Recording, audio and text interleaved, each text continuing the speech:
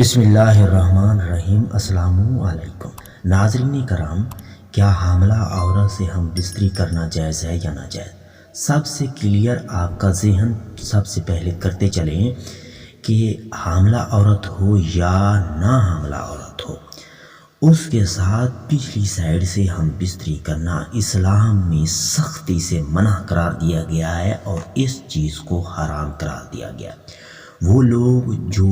اپنی عورتوں سے پچھلی سائیڈ سے جمع کرتے ہیں وہ حرام ہے، وہ کسی قسم کا جائز نہیں ہے، اسلام میں سختی سے منع ہے۔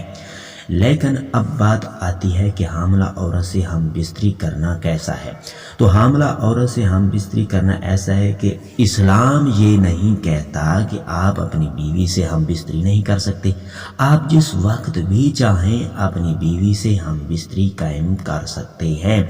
لیکن اگر عورت کہتی ہے مجھے تکلیف ہوتی ہے، مطلب کہ بچے پر کوئی اثر پڑتا ہے، بچے پر کوئی برا اثر جاتا ہے، تو پھر مرد کو چاہیے کہ وہ برداشت کرے،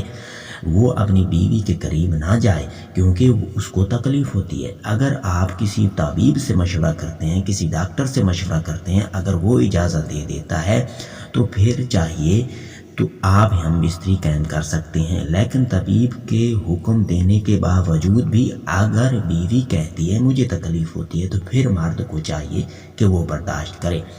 لیکن مرد اور بیوی کی ہم بستری تک تو یہاں تک حکم دیا گیا ہے کہ اگر آپ روزے کی حالت میں بھی ہیں، روزہ شام کو افطار کرنے کے بعد بھی آپ ہم بستری قائم کر سکتے ہیں، ہم بستری کر سکتے ہیں، مطلب کہ ماہ رمضان کے اندر بھی ہم بستری کو جائز قرار دیا گیا ہے،